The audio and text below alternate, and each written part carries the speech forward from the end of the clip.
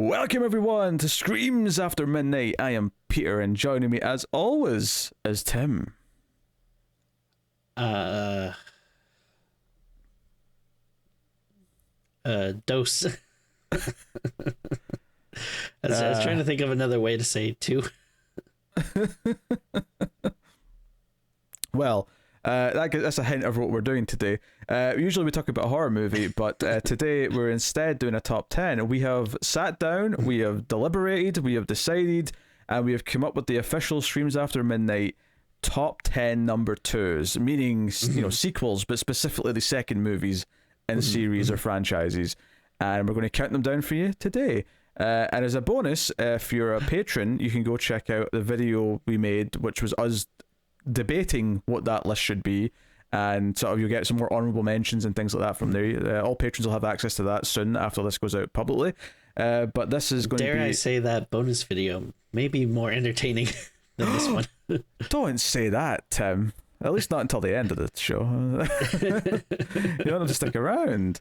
But this is the... There's all this fighting and being like, no, this deserves to be on the list. No, this deserves to be on the list. Now we're just going to be like, number 10, number 9, number 8. How are you simultaneously overhyping the other video, which was not that heated, and underhyping this because it's not going to be that boring? Like you're doing a disservice to both somehow. I don't care what the dirtbags get on the free feed. I want the hardcore fans, the true freaks that go over to patreon.com and just line my pockets with money. Oh dear. All right. So yes, top 10 number twos. The idea being that we'll come back and do top 10 number threes and so on and so on until we just can't come up with 10 entries for top 10 number eights or something like that. But yes, so by the time we get to number 11s, it will be like a top 3 list. Yes. And they will not be good. And obviously it's a horror movie show, so it's top 10 number twos in horror specifically, not just in general. There's no Terminator 2 going to be popping up on this squeakquel. Or the squeakquel, yes. That's a good job we're not doing kids movies, because Tim would be having a field day. What does that mean? You think I have some type of Arrested Development problem where I never grew out of being a young child? You just thought you just said the squeakquel. Your mind went there. So without further ado, let us get into the list. Number 10 is The Conjuring 2. Those old Ed and Lorraine Warren back again to solve another case, this time in Cheerio, London, where the Conjuring is being conjured again. So this was one that I threw out here. It's one that's a little bit more recent, but it's one that we both like, and I think one of the reasons why we thought it'd be good on the list is because we do think it's one that is actually better than the original, which actually, I mean, if we want to, I mean, maybe it's a little late because we already started the list, but maybe we just talk about sequels for a second here. Like, to you, what makes a good sequel? Like, what are you looking for in a good number 2? Like, is there something specific that you want to see? I think obviously there's so many movies that are great that then have sequels that are not good, so this clearly isn't the majority of the time. But I think typically when you have a great sequel, and they're not always better than the original, there'll be some movies on here that are still inferior to the original film, although I think probably most of them are better. I think there's something to be said of, like, there was a great concept, but then the second movie fully realizes it, where it kind of irons out the kinks. Maybe does something a little bit fresher with it to spice it up and sort of make it more of a fuller meal. But I mean, ultimately, I'm just looking for a good movie. Like, I don't think there's a hard and fast rule about what a good sequel is necessarily. I think that's fair. I guess all I really don't want is just a rehash that doesn't improve on anything. Yeah, that's a very good way to put it. I feel like there's kind of two ways to go about it. You can either basically like build upon the first one, so this is what I think The Conjuring is kind of doing, where it's it's not really breaking new ground. It's essentially, a similar movie to the first one, but it's expanding upon it and basically, like doing it better.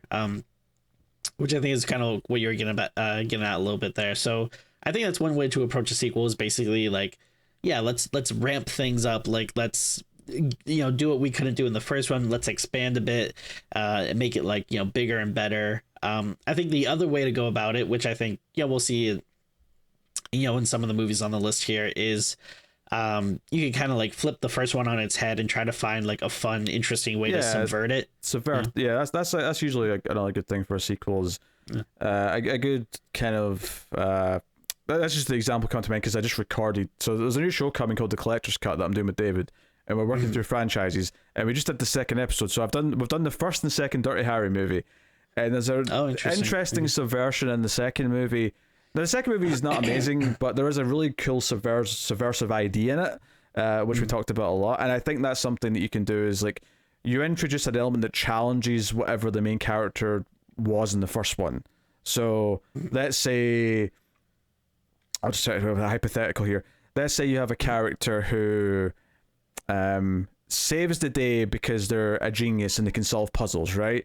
So in the second movie, instead of giving them a villain who is just another puzzle solver like you probably had in the first one, you have it be that the puzzle solving is basically going to be useless because the villain is actually more, I don't know, like someone who's more devious and emotional or something. Like, you sure. Basically challenge the character's weakness, or maybe give them someone who like they can't use the skills. I don't know. I don't know what I'm trying to say, but like, yeah. I get you. Yeah. Yeah, try and flip it. Yeah, like that's another way of doing a sequel for sure.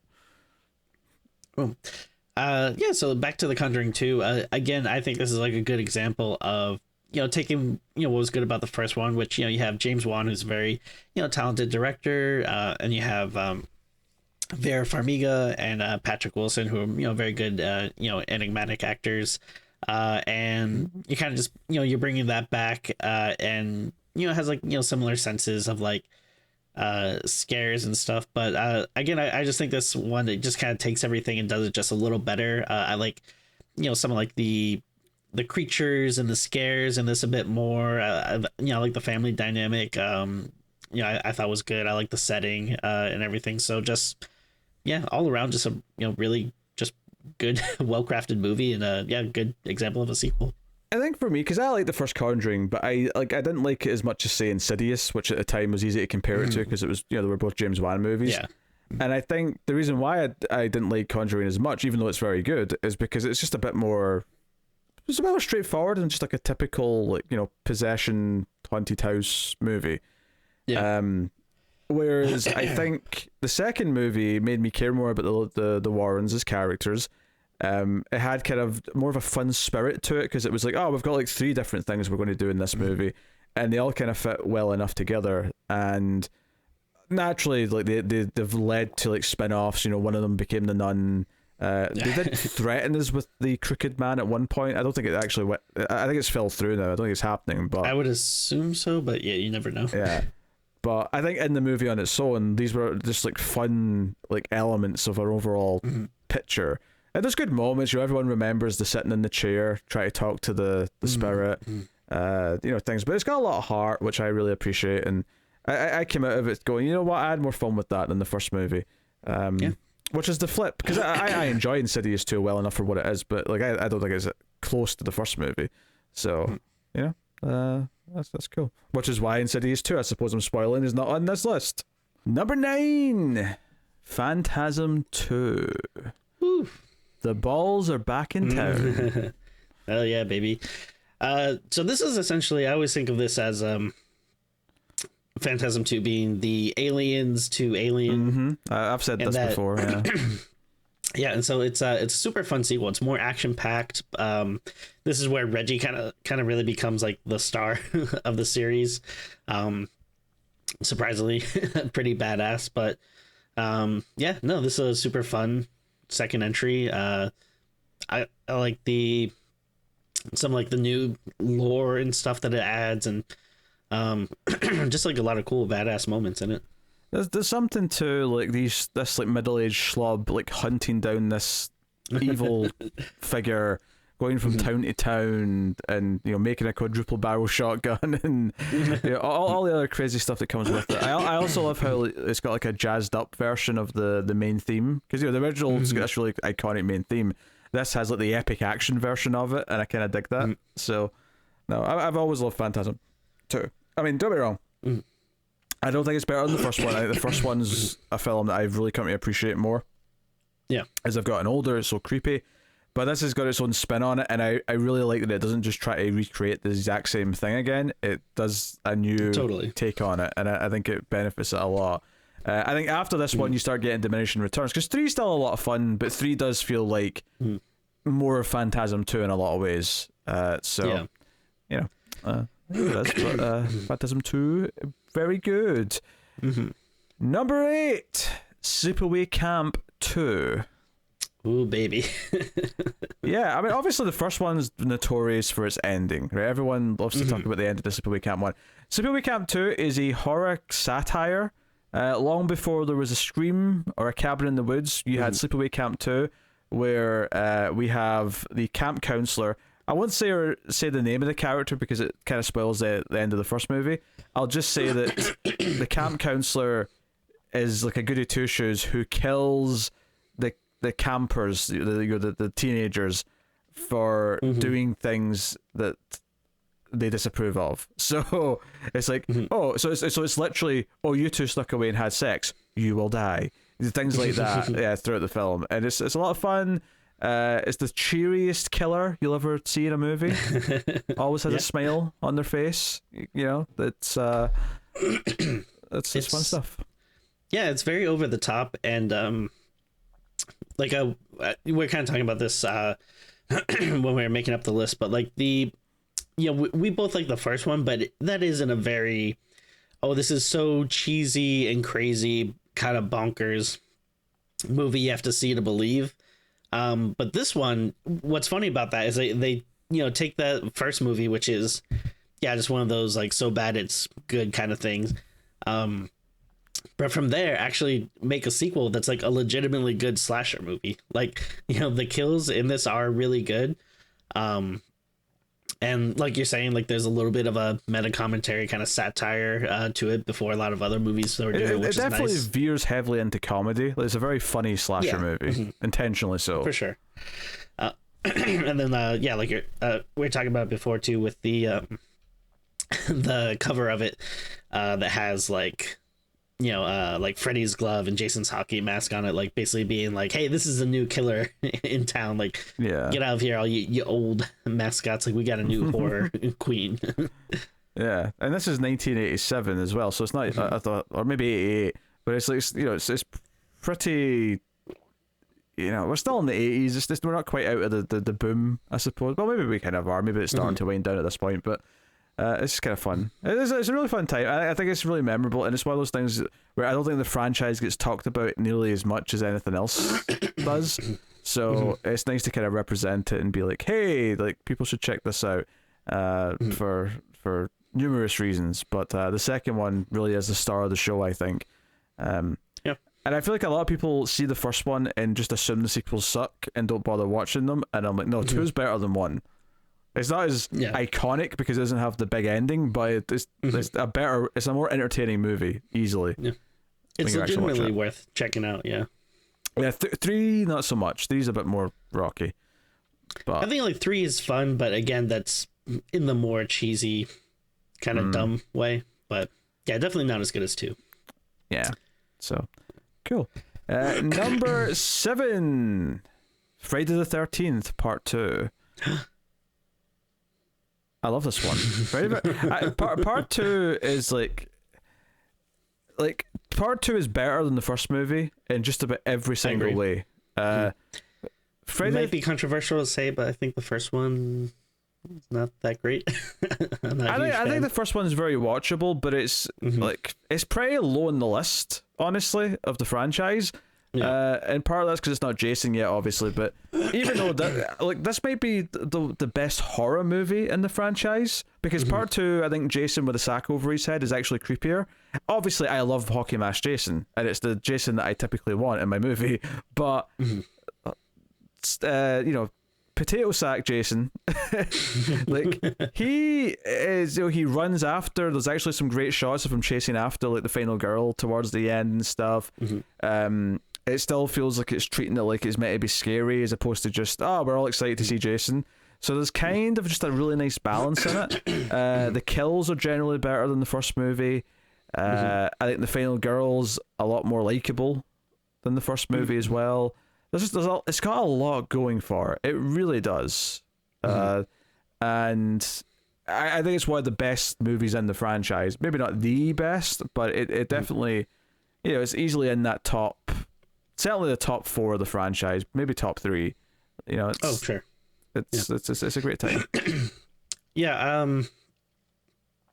I think sometimes I put it like a little lower just because what I want out of a Friday the 13th movie, it's not exactly this. However, because, I have a specific way, like when I think of Jason, I'm thinking of the Hockey Mask Jason, and I'm thinking of him being like a little slower and that kind of thing. But like you were saying, I agree that this is like, a scarier, kind of creepier way to do it. And like in terms of horror movie, because I think the Friday the 13th series as being a little cheesier, which is not necessarily a bad thing. Like, that's one of the things like I like about it, and that's why I like a lot of the later entries. But like, I agree with you, this is the best, like, legitimately, like, horror movie. Like, no, like, it is still not saying that this, like, super serious or anything, but there's like a little bit more, I guess, gravitas to it.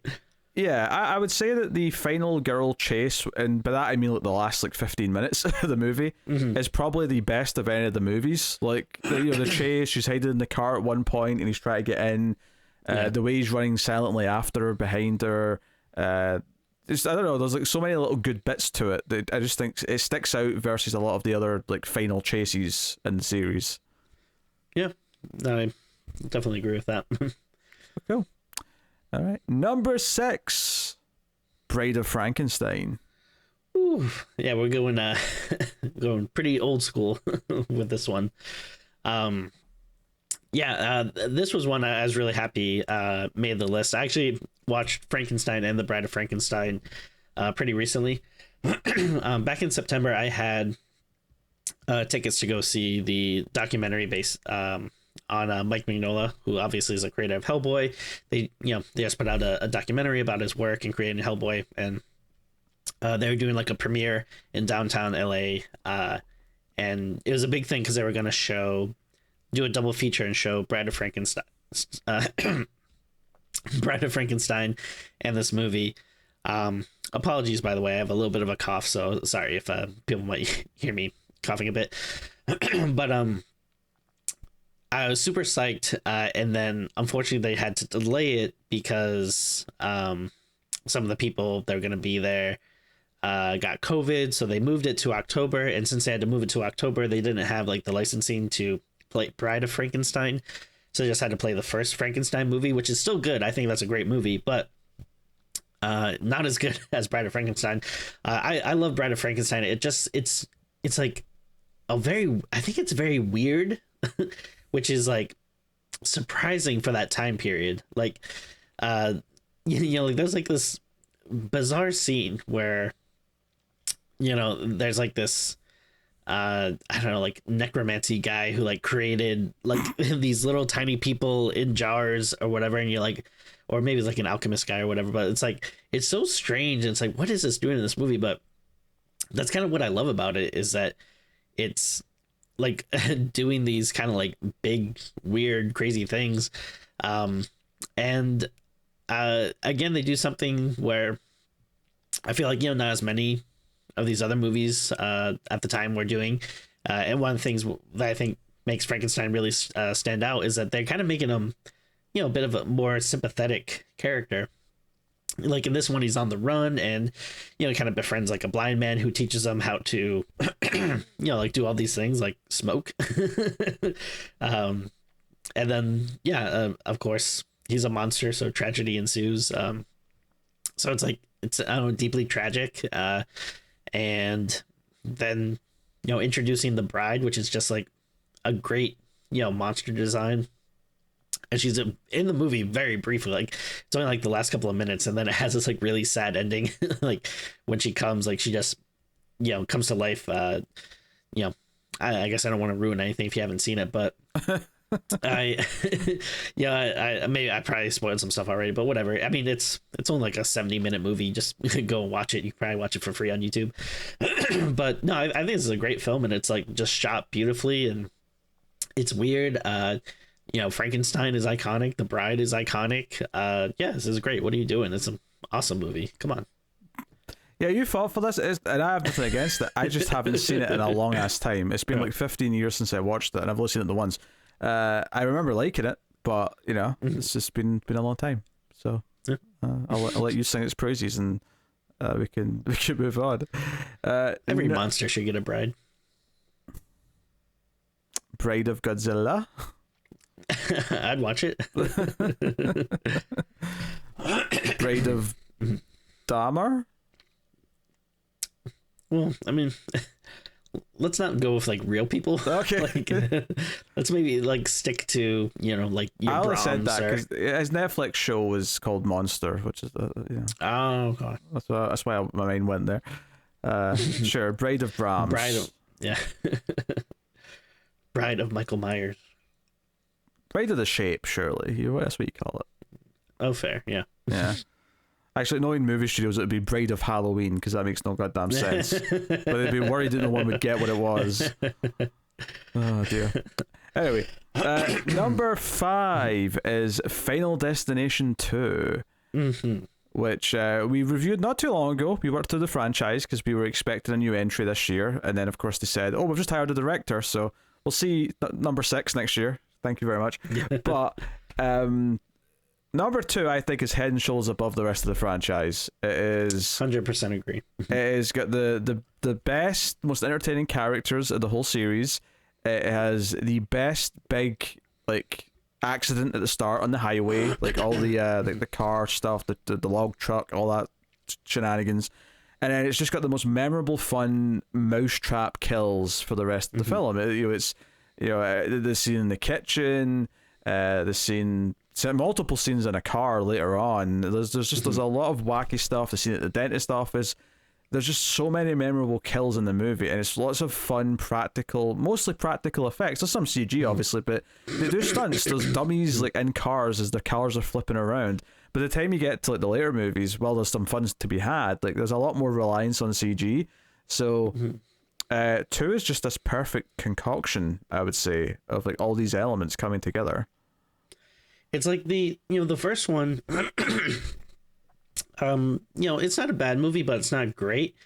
But with this one, they really focused in on, what was good about this idea and just like really went with it. And, they brought in like, characters that are a lot more fun and interesting, which, in turn made the deaths more, entertaining to watch. And yeah, it just is really firing on all cylinders. Just takes everything that was like good and then just amps it up to a really fun degree. And yeah, like you said before, easily the best of the franchise, like head and shoulders above all the other ones. Yeah, it takes itself with the right tone. It doesn't take itself too seriously, and as a result, I just have way more fun with it.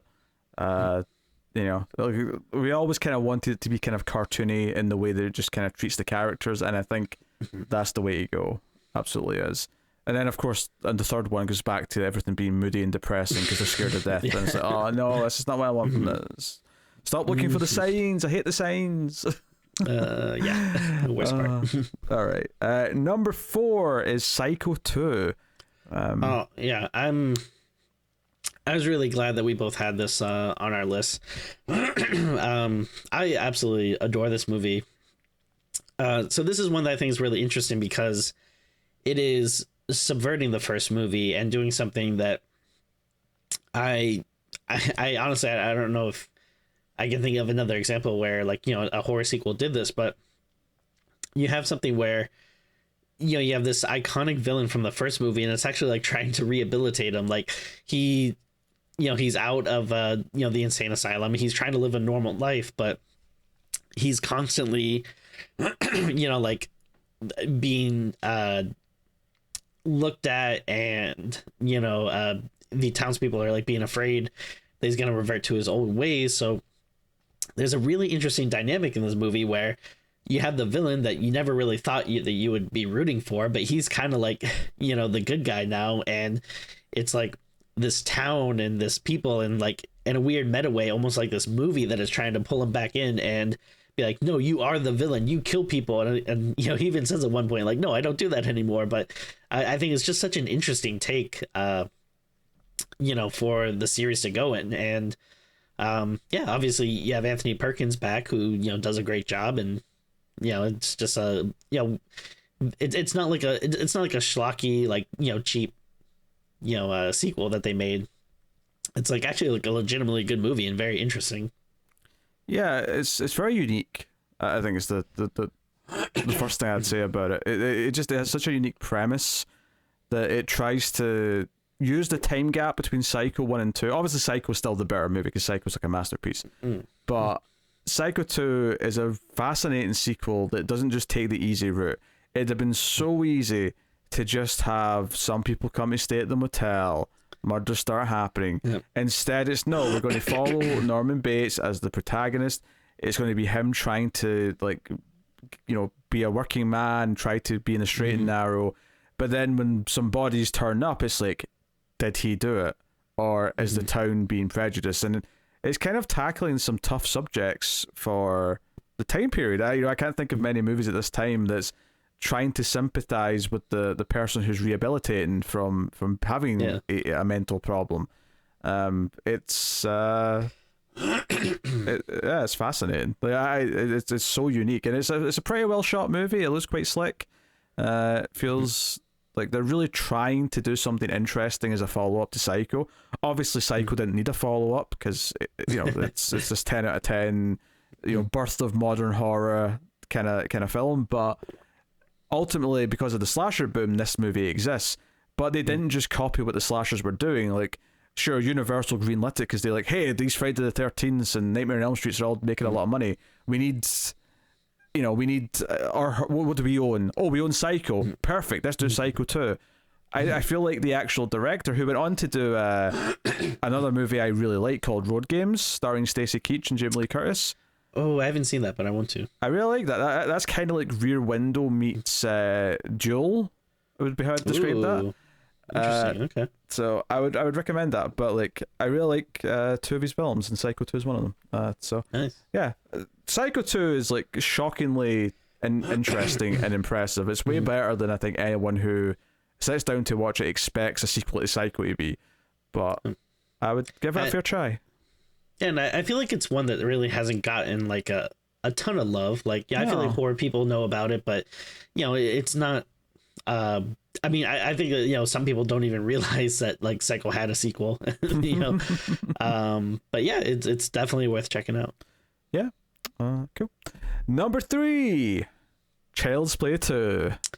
Oh baby, now we're talking. The Chuck is back. I feel that this is going to be controversially high, but we both sing the praise of Child's Play 2. We both think this is the best movie in the franchise. I think Child's Play is a great movie. Well, it's a really good movie. It's a solid attempt to what it's doing. But I think, especially rewatching it, it kind of suffers from like so much of the movies. Like, is the doll really alive? There's a lot of that. So you don't get a lot of Chucky's personality until quite late on in the film. Child's Play 2, it's like, no, we know he's real. We know he's alive. He's coming after Andy.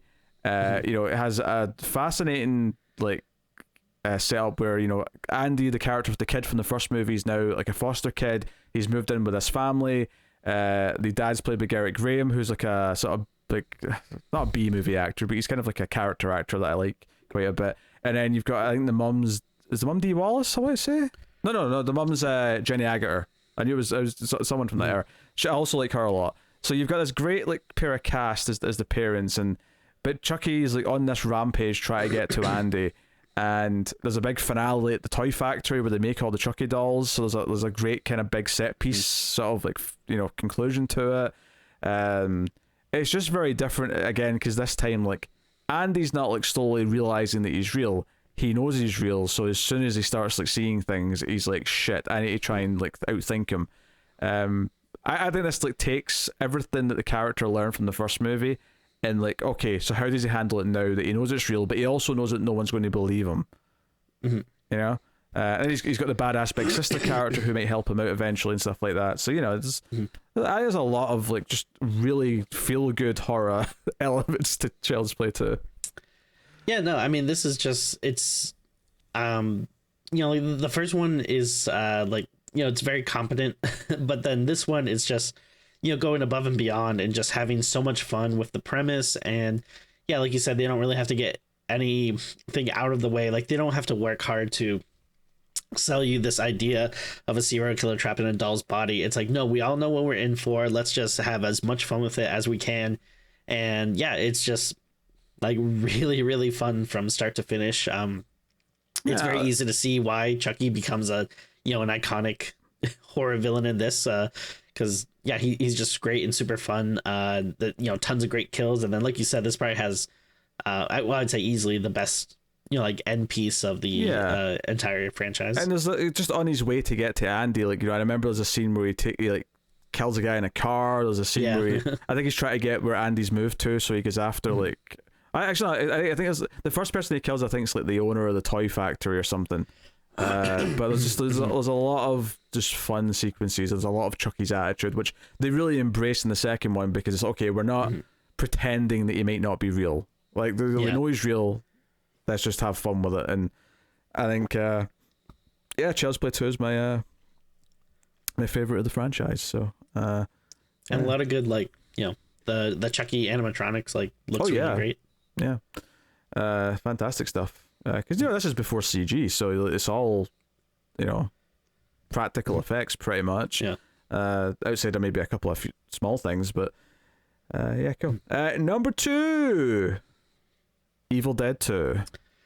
Oof, oh man, now we're talking. This is this is a biggie. I mean, obviously, I've sung my praises many times. I mean, we've reviewed the movies. We've seen it pop up on other list shows that we've done. But I mean, I don't know what to say that I haven't said on other shows. But I just absolutely love this movie.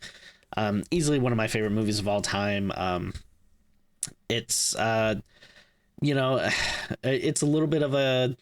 I think I forget what show we were talking about it recently on, but I guess you could call it a little bit of a requel or whatever they always say, because it starts off with this kind of remake of the first movie in the first 5 minutes or whatever, and then it kind of goes into the glory that is all this new stuff. But man, this is just such a fun, cool movie. It takes everything that was nice and creepy about the first one and just ramps it up and just adds this level of humor to it that I like Army of Darkness and stuff, but sometimes it's maybe a little goofier than I might like. I like the balance in this movie where there's parts that are really funny, but it is also still trying to keep in with the horror. It feels kind of maniacal. There's a lot of over the top stop motion effects for skeletons moving around, and there's a lot of set pieces with chainsaws, with hands, with all sorts of things. And there's a lot of it. Obviously, eventually some other characters meet him, but there's a good half of this movie that's Bruce Campbell doing a one-man show. Oh yeah, which is so fun. And man, just talk about iconic moments. You have the chainsaw. You have the cutting off the hand. All the jokes that come with that, the farewell to arms. Then you have the groovy. The groovy, what do you call it? The deer head, laughing in the cabin. So many moments I can, pick out. And it never gets old. I've been watching this movie.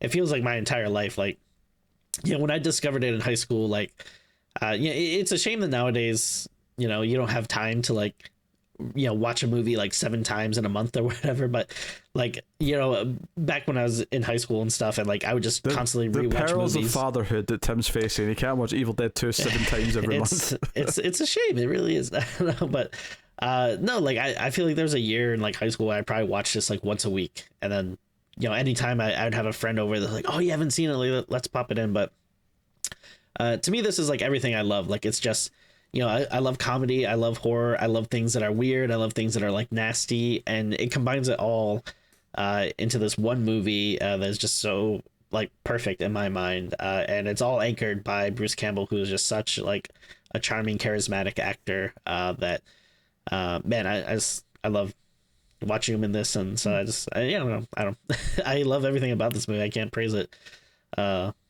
anymore. It's hard to argue. My opinion on like what is my favorite Evil Dead movies has changed dramatically since my teen years. I mean, my favorite of the franchise is actually the 2013 reboot, which Blasphemy. you know, so that's a whole other thing. But even out of the first three, like I think I've had at times in my life, I've had all three of them as my favorite at various points, and I think.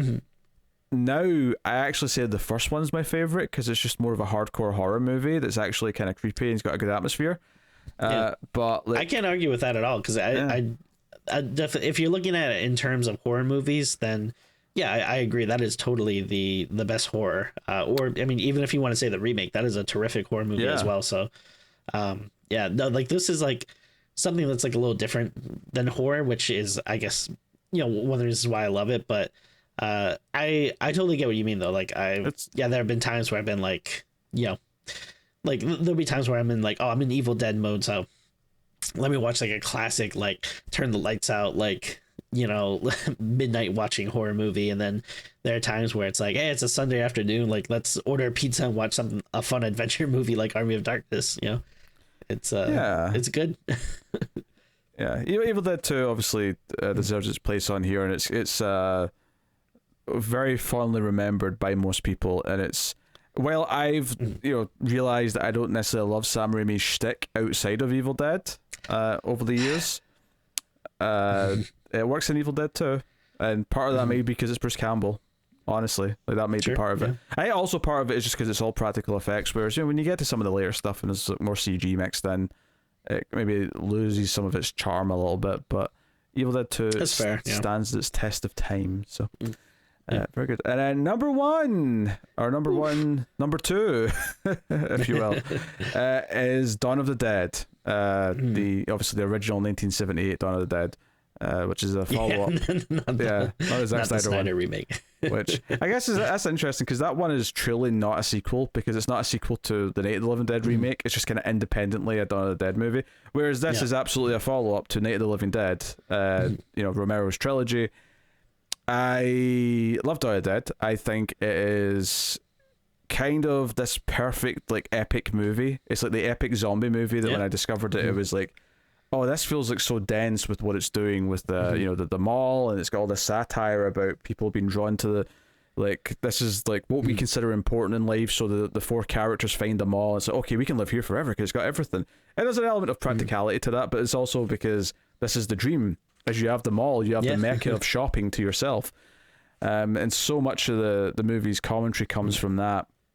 But I mean, obviously, it's just as entertaining, like watching them like survive and like living in the mall as it is, like, you know, when they're like chopping up zombies and stuff. Absolutely, yeah. Like I love all the parts to that movie, and it's it really feels like this character journey where they really kind of grow and change, and like their perspectives on the world change by the end. And I really appreciate that. It's also just got some really great set pieces. Obviously, people usually like to critique the effects. Obviously, Tom Savini does a great job in it, but people like to bring up, the blood looks a bit, funny coloured. It's got like a paint quality to it. And like, yeah, it does, but I don't care. Like, I think honestly, I think it gives it a little bit of charm. Like I like it. Yeah. But no, I love Dawn of the Dead. I love the trilogy, but I think Dawn is my favorite. And it is a tough, like Night of the Living Dead's fantastic. It is a tough act to follow, and I think Dawn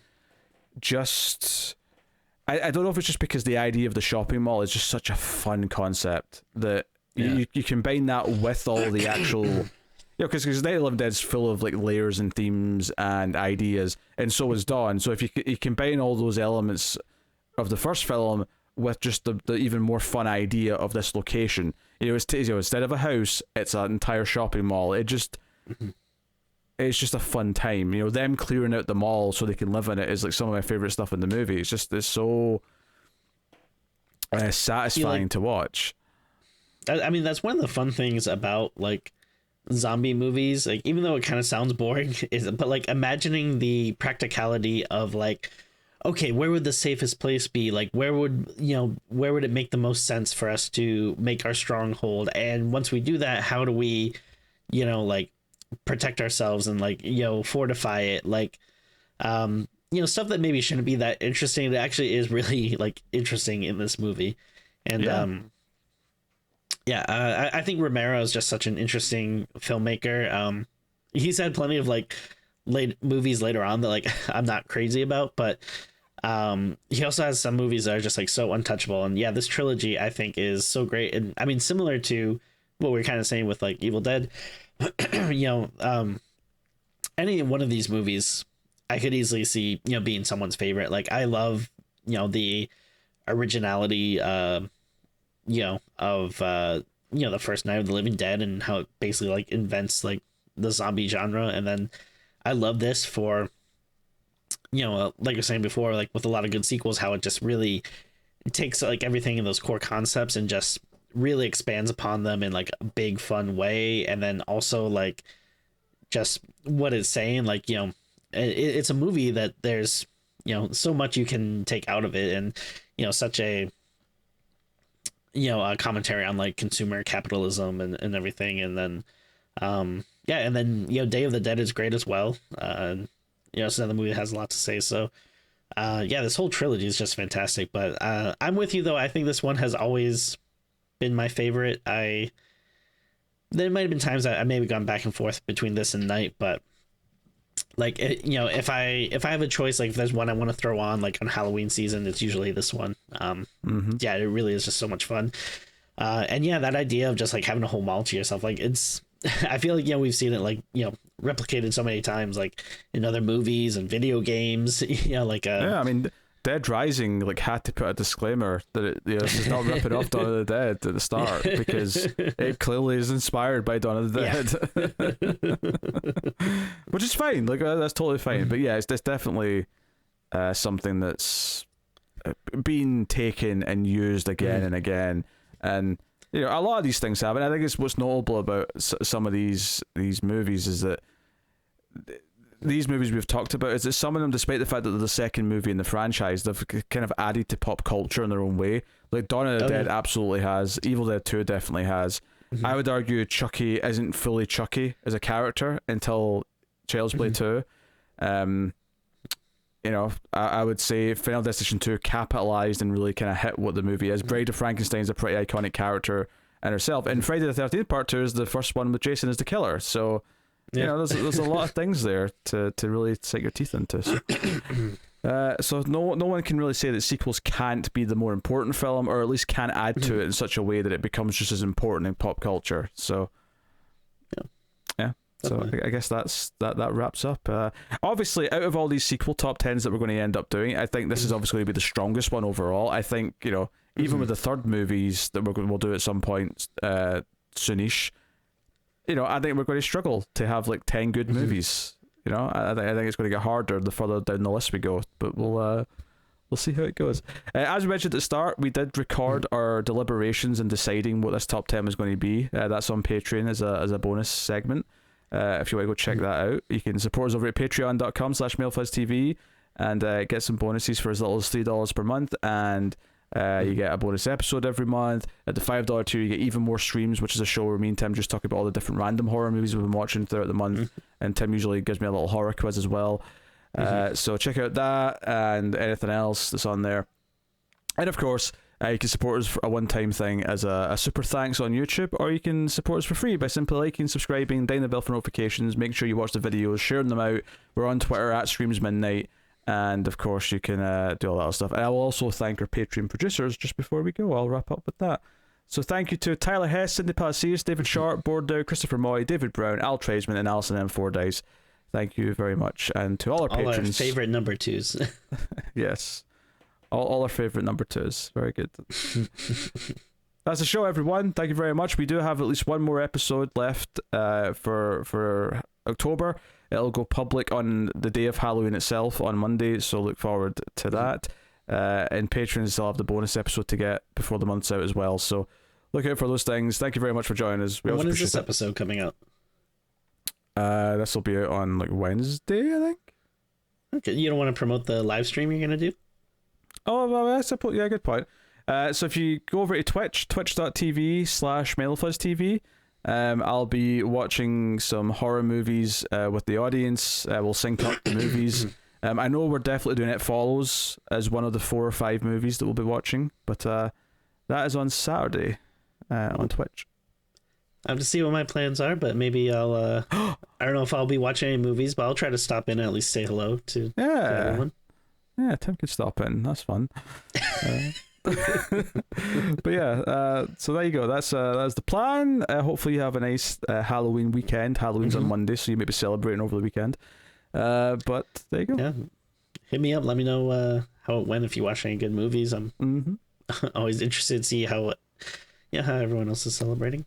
But that is the show. Thank you very much for joining us. We always appreciate it. Keep watching scary movies, and we will see you next time. I know you mean next to next Tim, tomb. Tim, stop talking. Stop talking right now.